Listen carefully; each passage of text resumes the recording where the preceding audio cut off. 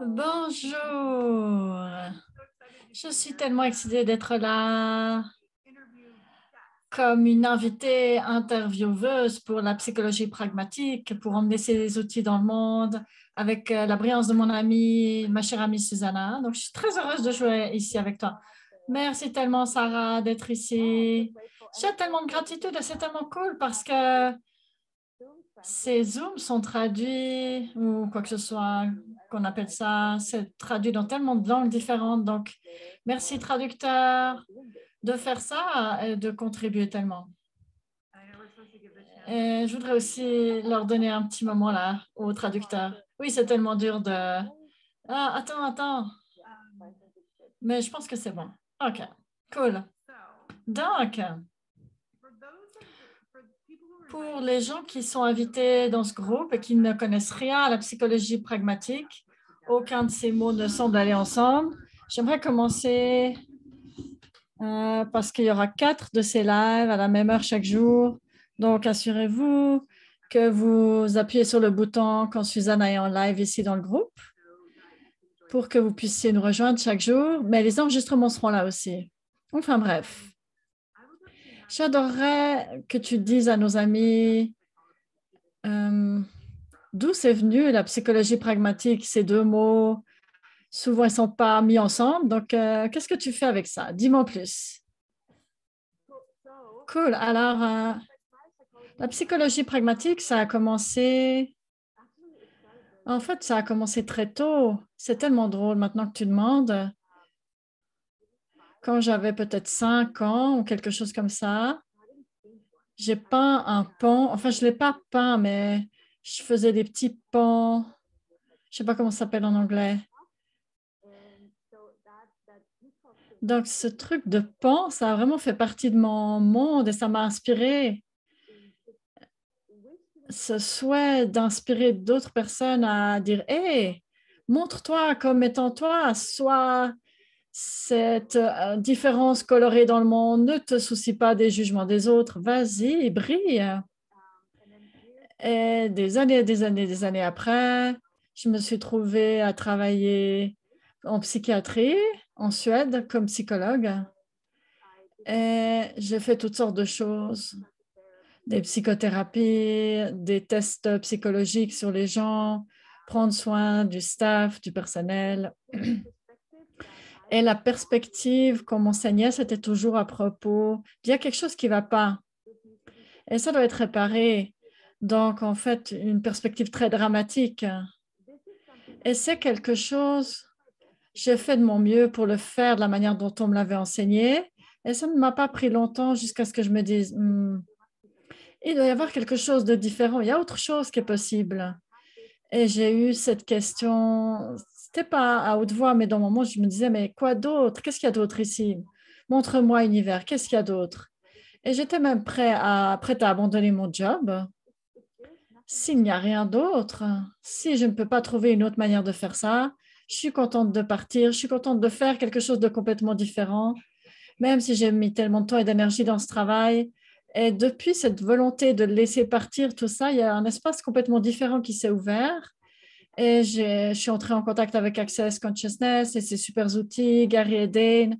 Et j'ai eu tellement de super conversations avec Gary Douglas qui a dit, hey, quelle approche différente de la psychologie peux-tu créer? Et j'ai dit, moi, mais ça a fait quelque chose avec moi. Donc, j'ai fait toutes ces classes pour moi parce que j'étais là, je veux être heureuse, je ne veux pas avoir comme seule option de juste m'adapter aux besoins des autres personnes et de faire ce que les autres veulent que je fasse.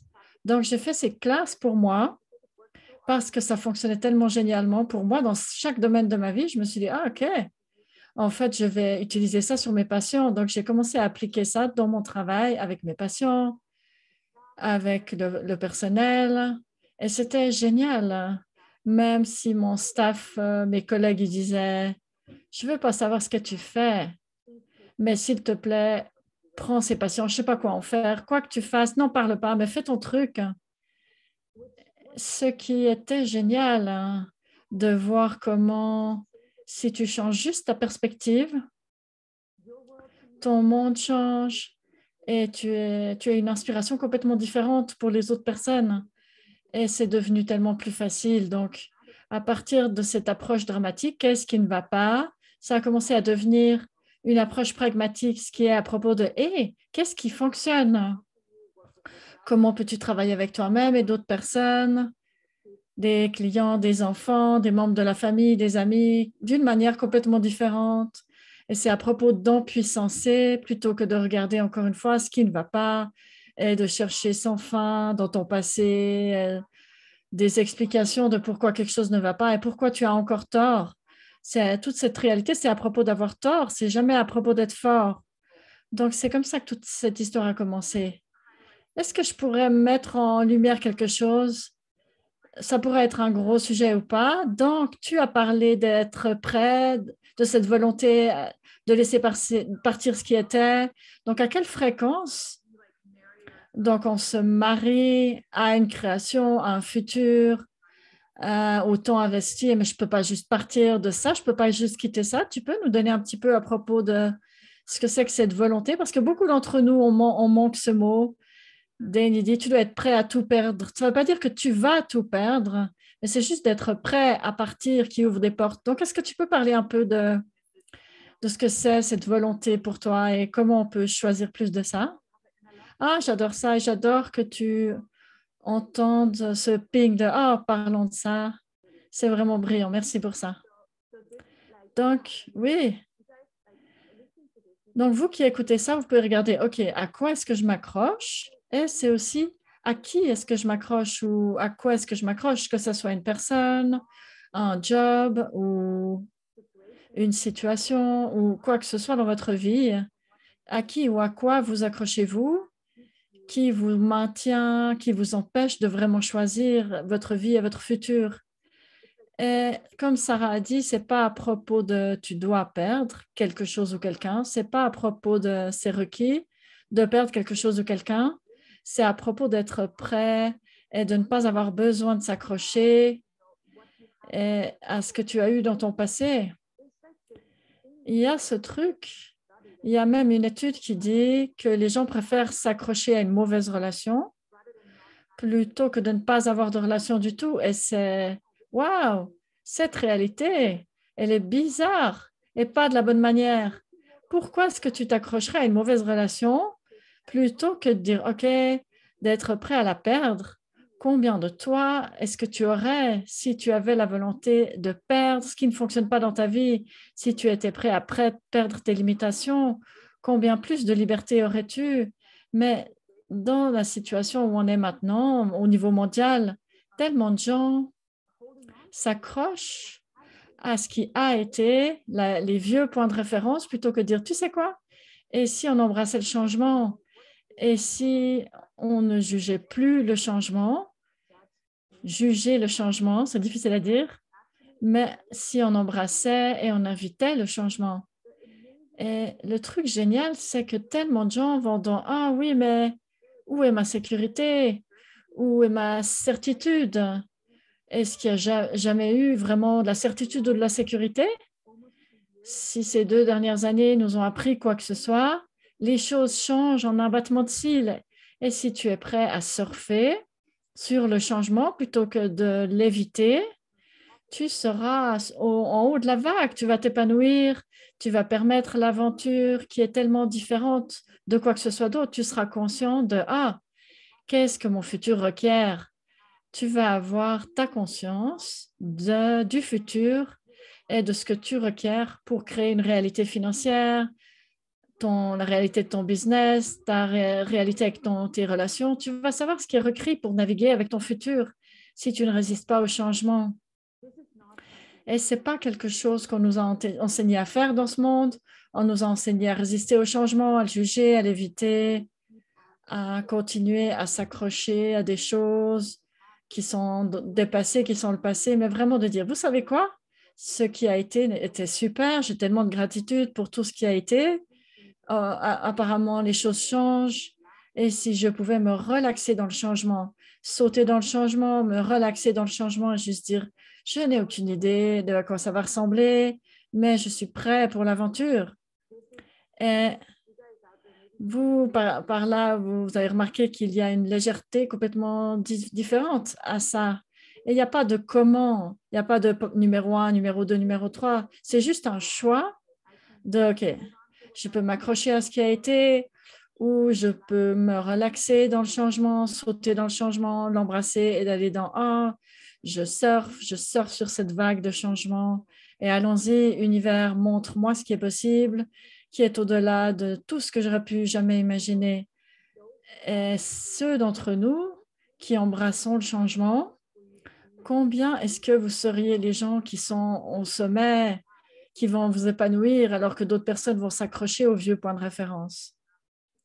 Oui, Dan, il a parlé de ce tsunami de changement, de possibilités et les histoires du tsunami où les gens s'accrochaient au poteau plutôt que de laisser la vague nous déplacer dans un nouvel endroit.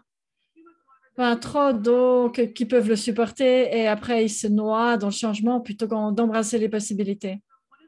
Donc, une des choses, je pense que c'est un super chemin pour ce nouveau sujet dont on pourrait discuter là, c'est devenir se perdre dans le besoin. Et le besoin, ça pourrait être le besoin de rester pareil, ce besoin qui nous maintient à s'accrocher plutôt que d'embrasser les possibilités d'une vie sans besoin. Est-ce que tu peux parler un peu de ce que sont les besoins? Parce que j'ai des besoins, Susanna.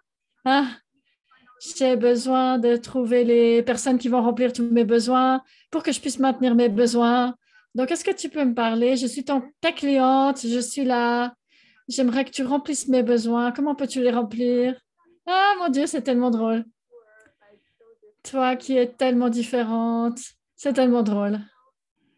Donc, les besoins, ah, mon Dieu. Wow. Vous tous qui écoutez, combien de personnes vous avez dans votre vie qui ont des besoins de vous, qui ont besoin que vous soyez d'une certaine manière, qui ont besoin que vous vous montriez d'une certaine manière et pas d'une autre manière?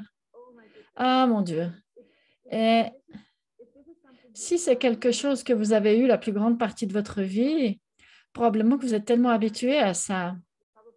Probablement que vous ne le remarquez même pas, que vous êtes notoirement un remplisseur de besoins et que vous bossez très, très bien.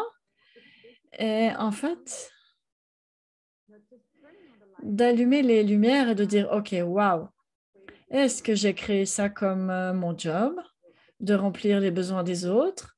Est-ce que c'est quelque chose que j'ai décidé que j'avais besoin de faire? Les besoins, de remplir les besoins des autres, en fait, ça ne te donne pas de choix à part plonger dans le monde des autres personnes, voir ce dont ils ont besoin et après le fournir. Et tu n'as fait pas vraiment partie du calcul, en fait. Donc, tu peux avoir conscience des besoins des autres personnes, mais le choix de donner, de fournir ou pas, ça dépend de toi. Donc, si quelqu'un a un besoin de ta part, si je donne ça, quel futur ça va créer? Et si je ne remplis pas ce besoin, quel futur est-ce que ça va créer juste là maintenant? Cette réalité, ce monde, juste là maintenant, a besoin que tu sois contrarié. Il a besoin que tu te sois en souci. Il a besoin que tu aies peur. Il a besoin que tu sois en colère. Donc, probablement, beaucoup de gens autour de toi font ça. Tellement de gens ont peur juste là maintenant. Tellement de gens sont, mais aie peur avec moi. Est-ce qu'on peut avoir peur ensemble?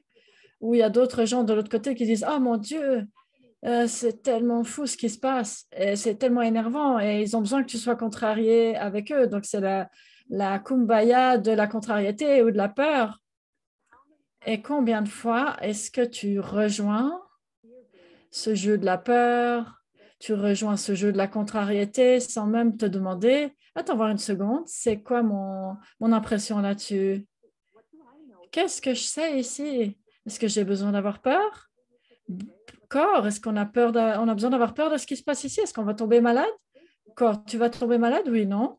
Et ceux d'entre vous qui savent ce qui est léger, ce qui est vrai, ça va toujours te faire te sentir léger. Ce qui est lourd est un mensonge. Donc, si vous demandez à votre corps, hé, corps, est-ce que tu vas être malade à cause de ça? Est-ce que c'est quelque chose qui t'affecte? Oui, non. Et contrôlez, est-ce que c'est oui qui est le plus léger ou non qui est le plus léger?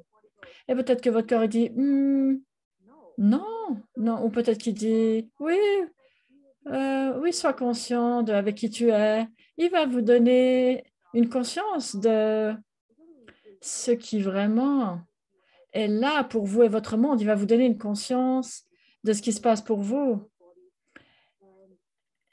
Et plutôt que ce besoin de rejoindre le jeu de la peur, de dire, ah mon Dieu, la peur, c'est ce truc, les gens deviennent esclaves, arrêtent de poser des questions face à la peur. Les gens arrêtent de poser des questions face à la colère. Et la colère et la peur, tous deux sont des distractions. On les appelle des implants distracteurs. Ils nous distraient de ce qui se passe vraiment. Donc, la peur et la colère, c'est ah, regarde par ici et peur, regarde par là, sois contrarié et passe tout ton temps, toutes tes journées à surfer sur Internet et sois en colère, sois contrarié, et peur et ne pose pas de questions. Ne te demande pas ce que tu sais, comme ça tu te distrais de ce qui se passe vraiment. Et si on pouvait identifier la peur et la colère, juste ces deux comme ce que c'est, et se demander est-ce que la peur et la colère sont réelles ou est-ce que je les utilise pour me distraire de ce que je connais, de ce que je sais. Donc, oui, vas-y. Non, non, vas-y. Donc, je vais faire quelque chose que la plupart d'entre vous connaissez, d'autres pas. Donc, tout ça, partout où vous utilisez la peur et la colère pour vous distraire de ce que vous savez. Allez-vous, s'il vous plaît, détruire et décréer tout ça. Dites juste oui si vous voulez. Right, wrong, about, put on night shots, boys and beyonds. Donc, c'est vraiment bizarre, mais ça marche. Et ça s'appelle la formule de WH d'Access Consciousness. Vous pouvez trouver plus sur www.theclearingstatement.com. C'est une explication de tous ces mots, de cette phrase bizarre. Et la première fois que j'ai entendu ça en tant que psychologue, j'étais là, mais qu'est-ce que c'est que ça? Mon cerveau a dit, c'est complètement fou. Mais je pouvais capter la différence que ça a fait et capter que ça créait un changement dans mon monde. Le choix de laisser partir les limitations et de dire ces mots bizarres, c'est quelque chose qui n'a pas de sens, mais ça fonctionne. Et on a dit qu'on allait être pragmatique ici, donc on va faire ces choses qui fonctionnent, même si c'est bizarre. Donc, regardez les mots si vous êtes intéressé, si vous voulez savoir ce que ça veut dire. Voilà. Et je dirais la première fois que j'ai entendu la formule de bléage, j'étais là, mais qu'est-ce que c'est que ça? C'était trop bizarre à digérer. Et ensuite, comme tu as dit, ça a fonctionné et j'ai commencé à l'utiliser. Donc, j'ai une question à propos de, dans cette conversation avec le besoin, et même c'est drôle, le besoin d'être en colère, le besoin d'avoir de la peur, de nous donner quelque chose pour lutter, comme une raison d'être vivant. Donc, c'est presque comme le besoin qu'on achète, qui c'est comme notre besoin. Donc, tu abordes les besoins que les gens ont, des attentes envers nous-mêmes. Est-ce qu'on peut plonger un petit peu dans les besoins qu'on pense que nous avons et à partir desquels on fonctionne? Donc, tu sais, tu peux te demander, vous qui écoutez aussi, qu'est-ce que j'ai décidé dont j'ai besoin et si ce n'est pas rempli, je ne peux pas être moi. Et tout ça, est-ce qu'on va détruire les créer, s'il vous plaît? Right, wrong, about, put on night shots, boys and beyonds. Différentes personnes ont toutes sortes de besoins préférés. Le besoin, c'est toujours quelque chose qui crée du manque. On va toujours regarder qu'est-ce que je n'ai pas, qu'est-ce qui manque dans ma vie, plutôt que qu'est-ce qui est déjà là, que je peux reconnaître et demander plus. Ça pourrait être juste ce petit changement de perspective. Est-ce que je regarde ce que je n'ai pas dans ma vie, comme de l'argent, des clients, quoi que ce soit d'autre pour vous qui êtes là? Ou est-ce que je regarde, ah, en fait, j'ai eu un client la semaine passée, génial. Ah, j'ai eu un client, à quel point c'est génial. Comment ça devient mieux que ça? Et univers, qu'est-ce qui est possible pour plus? Donc, juste ce petit changement de perspective qui te met en place pour plus, plutôt que d'ajouter à l'énergie de moins. Dans quel besoin est-ce que vous avez dont vous pensez qu'il doit être rempli pour être capable d'être vous? Et tout ça, allez-vous détruire et décrire, s'il vous plaît. Right, wrong, about, POC, POC, online, short, boys and beyonds. Donc, tes besoins ne sont pas toi, mais c'est là où les gens vont dans, OK, pour être capable d'être moi, j'ai besoin d'avoir un amoureux. Ou pour être moi, j'ai besoin d'une validation de mes amis. J'ai besoin d'être visible, j'ai besoin d'être vu. Quoi que soient les besoins, il y a un nombre illimité de besoins que les gens ont inventés. Et c'est vraiment une invention. Donc, tu peux aussi activer quelle invention est-ce que j'utilise pour créer les besoins que je choisis. Et tout ça, allez-vous détruire les créer, s'il vous plaît. Right, wrong, about, POC, POC, online, shorts, boys and beyonds. Quelle invention est-ce que tu utilises pour créer les besoins que tu choisis? Et tout ça, foi Julia, allez-vous détruire les créer? Right, wrong, about, POC, POC, online, shorts, boys and beyonds. Donc, avec ça, j'ai parlé à tellement de femmes. Donc, pour ceux qui ne le savent pas, je vis à LA depuis 15 ans. Je ne peux pas vous dire combien de fois il y a des femmes qui sont venues et qui ont dit, ben, ce que j'ai besoin, et c'est leur liste de comment on leur a enseigné à naviguer dans cette réalité pour s'assurer que la personne avec qui elles auront un rendez-vous amoureux va remplir leurs besoins comme une manière de valider leur relation. Donc, qu'est-ce que c'est la psychologie pragmatique, Susanna Mittermeier? Qu'est-ce que la psychologie pragmatique peut dire à propos de ça? Mon bonheur dépend de ma liste de besoins. Comment est-ce que tu crées au-delà de cette réalité? Oui, j'adore cette question, c'est brillant. Donc, quand tu penses que tu as un besoin, j'adore cette liste, j'ai besoin, et c'est vraiment dans la justesse. Toute ma vie, je l'ai passée pour mon enfant, mon mari et mes enfants, et maintenant c'est pour moi, et je veux que mes besoins soient remplis. Et les gens vont dans, mais pourquoi est-ce que les choses que je demande ne viennent pas? Mais parce que tu as des besoins. Les besoins, c'est comme des trous noirs qui aspirent l'énergie, mais qui ne contribuent jamais. Donc, tout ça, right, wrong, about, POC, POC, online, shorts, boys and beyonds. C'est comme, encore une fois, aller à partir de dramatique vers pragmatique, ça serait de dire, tu dis que tu as des besoins, OK? Et si on changeait le besoin en un désir? Donc, si tu parles de j'ai besoin, OK, qu'est-ce que tu crées? Tu crées du manque. Si tu changes ton besoin en... Plutôt que de dire j'ai besoin, tu peux dire OK, est-ce que j'ai besoin ou est-ce que je désire? Tu vois la définition originelle de besoin? Parce que je pense que c'est quelque chose qu'ils ont besoin d'entendre. Ils ont besoin de l'entendre. Mais la seule définition que je connais, c'est le manque. Le manque. Il y a quelque chose qui manque. Tu connais autre chose? Non, continue, Antoinette. Oui, que tu crées plus de manque quand tu as des besoins. Et je voulais juste, cette définition originelle de besoin, c'était de manquer. Tu dis j'ai besoin de ça, tu manques de ça.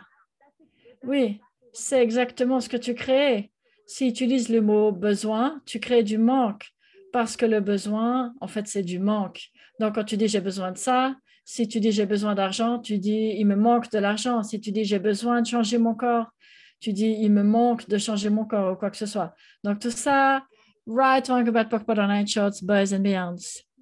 Mais si tu dis est-ce que j'ai besoin de changer mon corps? Est-ce que ça me manque de changer mon corps? Ou est-ce que j'aimerais changer mon corps? Oh, et tu vas juste, si tu m'entends dire j'ai besoin de changer mon corps, qu'est-ce que ça crée dans mon monde? Ou est-ce que je dis ah, j'adorerais changer mon corps? J'aimerais bien changer mon corps. Ça a un espace complètement différent où les choses qui sont requises pour changer mon corps peuvent venir dans mon monde. Je peux les entendre, je peux recevoir l'information de ce qui est requis pour changer mon corps. Et ça, c'est un tel truc tordu. Et juste, par exemple, avec mon corps récemment, juste il y a quelques semaines, j'avais ce truc dans mon monde où je me disais, je veux changer mon corps, ce qui est une autre manière de dire je manque. Et j'avais ce truc de cette énergie là-dedans et rien ne changeait. Mon corps était là, non, non, je n'aime pas ça, pas comme ça, pas quand tu me juges. Et ensuite, j'étais là, OK, tu sais quoi, comme on a dit au début, je vais lâcher ça. C'est ce que c'est. Merci, corps, pour toi. Gratitude. Merci pour tout ce que tu es. Qu'est-ce qui est possible? Quel espace puis-je être pour inviter quelque chose de différent? Et c'était la première fois où j'ai commencé à vraiment pouvoir entendre mon corps qui me disait ce qu'il désirait changer. Et je l'ai fait et il a changé. Et c'est aussi facile que ça. Mais c'est ces choses où on a le plus de besoins attachés, la plus de signification. J'ai besoin d'argent, j'ai besoin d'un amoureux, j'ai besoin de la signification. Et l'univers, il dit, tu n'es pas ouvert à recevoir, tu fais l'opposé. Et ensuite, d'être prêt à dire, vous savez quoi, je vais lâcher ça, c'est ce que c'est. Merci pour tout ce que c'est dans ma vie juste là maintenant. Et qu'est-ce que je demande? Le désir, qu'est-ce que je demande? Pas de quoi j'ai besoin, mais qu'est-ce que je désire? Et ensuite, d'écouter les murmures, d'écouter ce que c'est qui est requis pour changer ça. Écouter les informations qui viennent vers toi et ça demande un peu de patience. C'est pas la chose la plus facile pour nous, les créateurs, de je veux faire ça aujourd'hui. Mais ça pourrait prendre un petit peu, ça pourrait demander un petit peu de patience, de dire, OK, qu'est-ce qui est requis? Relaxation, faire quelque chose de différent. Et les informations de ce qui est requis, ça va venir. Probablement de pas la manière dont tu t'attendais à ce que ça vienne, mais ça va venir. Et c'est une aventure. Merci pour ça, mon ami. J'adore quand tu parles de ces choses. Donc, dans le chat, on a une question. Est-ce que tu peux parler de la différence entre besoin et désir? Oui. Donc, le besoin, si tu écoutes le mot besoin, j'ai besoin, est-ce que ça ouvre ou est-ce que ça contracte? J'ai besoin d'argent, j'ai besoin d'un amoureux, j'ai besoin. Et si je change ça en je désire, ça serait plus oh wow, ça serait tellement cool d'avoir plus d'argent. Ça serait cool d'avoir un petit ami, ça serait cool de quoi que ce soit. C'est là où tu vas dans ah wow, ça serait tellement cool. Hé, univers, est-ce que tu peux me dire ce qui est requis? Et ensuite, l'information peut venir vers toi. Donc, c'est pas tellement à propos du comment, c'est plus ce petit changement de perspective et cette ouverture. C'est pas que j'en ai besoin, c'est pas que ça me manque, je le demande.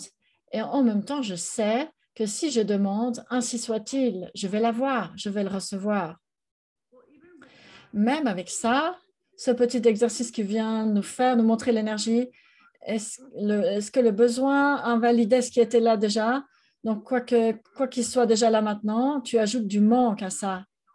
Et ça manquait de reconnaissance. Et j'ai besoin de ça, c'est presque comme j'ai besoin que ce soit complet. Et ensuite, je serai une personne.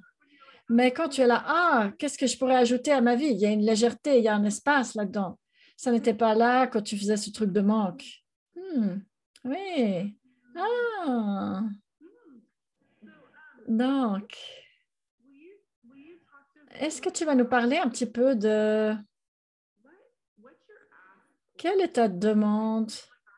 Parce que c'est un peu notre live d'introduction à la psychologie pragmatique. Donc, quelle est ta demande pour la psychologie pragmatique?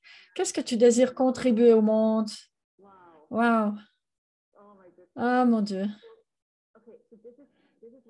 C'est ce qui se passe quand quelqu'un me pose une telle question. C'est tellement brillant, Sarah. La première chose qui remonte, c'est une énergie et maintenant je suis là. OK, alors quel mot est-ce que je peux mettre là-dessus?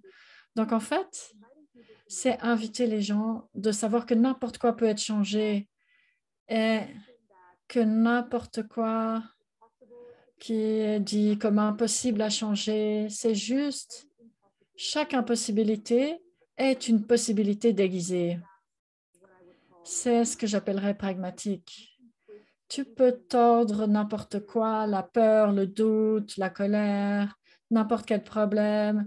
Et si tu le regardes, si tu poses des questions, tout peut être changé. Et tout ça, c'est juste des possibilités déguisées. Et si, et peut-être que je suis dans espoir et rêve, mais OK. Mais si on crée un monde où les gens n'allaient plus donner de la valeur aux problèmes, mais embrasser les possibilités et embrasser ce qu'ils savent de manière unique, ils seraient tellement puissants, on serait tellement puissants que le monde serait à nous et le futur serait à nous. Le monde qui est là, juste là maintenant, tellement de gens choisissent de juste suivre et croire les points de vue des autres personnes. Et c'est OK, c'est pas un tort, c'est juste ce qui est. Et on peut aussi avoir de la gratitude pour ça. Mais si certains d'entre nous sont puissants à savoir ce qu'on sait, ne plus acheter les mensonges, savoir ce que nous savons, le monde sera un endroit différent. Et c'est ce que j'appelle pragmatique. Et c'est ce à quoi je vous invite, ce que je vous invite à choisir. OK, j'ai encore une question. C'est un peu le caviar à cette question. J'ai certains amis qui sont probablement là maintenant, qui sont des thérapeutes, qui créent avec les outils d'Access, qui regardent comment approcher la thérapie, l'industrie de la thérapie. Qu'est-ce que tu dirais à ces personnes spécifiquement? Je connais la psychologie pragmatique, je sais que ça va bien au-delà d'être un thérapeute. Je veux dire ça vraiment clairement, mais pour ceux qui sont là et qui font de la thérapie à partir des standards de cette réalité, en sachant qu'il y a autre chose qui est possible avec les outils, parce que tellement d'entre nous, donc je vais dire ça à propos des thérapeutes, et même en tant que coiffeuse, j'étais une sorte de thérapeute, j'entendais les gens toute la journée parler de leurs trucs, et pendant très longtemps, j'allais séparer ma vie magique avec Access Consciousness et ensuite aller être la styliste au niveau de la coiffure. Et ensuite, j'essaie de jouer avec les deux. Donc, est-ce que tu peux parler un petit peu de ça pour nous, de ceux qui posent cette question de comment tu peux prendre la psychologie, la rendre pragmatique et comment est-ce qu'on pourrait savoir ce qui est possible? Enfin, je ne sais pas si j'ai attaché ça avec un joli nœud, mais j'ai essayé. Ah, j'adore. C'est une énorme question. C'est une très, très grande chose et il y a beaucoup à dire à propos de ça. Oui, et on a 4 lives. Donc, c'est vraiment un art de dire, OK, donc je vais essayer de faire court. Un des nombreux éléments de ça, c'est ce que beaucoup de gens font quand ils travaillent avec les gens, que tu sois coiffeur ou un travailleur social, un parent, un thérapeute. Habituellement, ils se comparent avec comment tu dois le faire, comment quelqu'un le fait, quoi qu'on nous ait enseigné dans notre éducation, dans notre programme, ou de tes parents ou d'autres personnes, comment la personne qui s'occupe des gens est censée le faire. Donc, il y a OK, comment est-ce qu'on fait ça? Mais ça, ce n'est pas vraiment une question, c'est plus d'essayer de chercher la bonne manière de faire quelque chose, plutôt que le courage de comment est-ce que moi je le fais, qu'est-ce que je sais. Et un des éléments de vraiment être une contribution pour les gens, c'est d'accéder à ta manière unique d'être toi. Toi étant toi, c'est la plateforme pour que tu puisses atteindre les clients de la manière dont toi seul peux le faire. Parce que si tu essayes d'atteindre une personne à partir de cette manière parfaite ou juste, tu dois toujours le faire au travers des filtres, des choses qu'on t'a enseignées, tes modalités, ton éducation. Mais si tu n'as pas ton éducation entre toi et tes clients, tu peux les atteindre d'une manière plus directe. Et il y a une connexion avec eux que tu peux avoir où tu peux plus facilement avoir le téléchargement de ce qu'ils disent au-delà des mots, ce qui facilite le changement de manière beaucoup plus facile. Donc, c'est vraiment le raccourci. Si, désolé, je suis juste en train de faire plusieurs choses. Donc, tout ce truc, il y a une forme, il y a une classe qui s'appelle praticien pragmatique. C'est une classe entière que les gens peuvent faire. Il y a des petits prérequis et les gens peuvent en savoir plus à propos de ça parce qu'il y a tellement à savoir à propos de ça. Comment est-ce que je peux être moi et faciliter le changement? Comment puis-je utiliser ces outils pour faciliter le changement? Donc, ça s'appelle praticien pragmatique et il y a plus d'informations là, quelque part. Et un des éléments, c'est vraiment, et si la source du changement, c'est pas mon éducation ou ce que j'ai appris ou comment quelqu'un le fait, et si j'avais la volonté de laisser partir ça juste pour un moment, juste pour explorer, tu peux encore le reprendre, l'utiliser. C'est pas que c'est mal, c'est juste souvent ça se met sur le chemin. C'est comme cette barrière entre toi et le patient. Donc enlève ça et explore. Comment est-ce que je naviguerais dans cette session avec ce client? Comment est-ce que je naviguerais dans cette conversation? Si j'étais moi et j'avais pas de script, pas de plan, de quoi est-ce que j'aurais conscience? Comment est-ce que je naviguerais dans cette session? De quoi est-ce que j'aurais conscience de ce qui se passe pour le client ou de la démo? Et ça va vous surprendre, ça va te surprendre les manières dont tu vas capter les choses d'une manière complètement différente. Donc, voilà, c'est un petit résumé de ça. Ah, j'adore ça. Et je voudrais mettre en évidence ce mot. Tu as dit courage, le courage qu'il faut d'être toi dans ces industries qui sont déjà tellement structurées et qui ont des pas linéaires et tout ça. Le courage de briser cet algorithme et d'être toi au-delà de ça dans les industries, c'est vraiment dynamique. Et je voudrais plonger là-dedans plus avec toi demain. Donc, tout le monde qui nous regardait, ce que j'adorerais faire ici, c'est je vais mettre un post juste après ça dans le groupe. Et quelles questions est-ce que vous aimeriez qu'on pose à Susanna ces 3 prochains jours? Et on va voir dans lesquels on peut aller dans ces lives parce que je suis plutôt médium avec recevoir vos pensées pendant que je suis là avec elle. Mais s'il y a des questions spécifiques que vous aimeriez demander à Susanna, j'aimerais les poser pour vous. Donc, on vous verra ici demain à la même heure et ensuite les 3 prochains jours. Et Susanna, merci tellement pour ce que ça a créé et ce que tu es dans le monde. Je t'adore tellement et vraiment, je suis honorée d'être là avec toi. Merci tellement, méga, méga beaucoup. Merci d'être l'espace pour quoi d'autre est possible. À demain. Bye les amis. Bye tout le monde.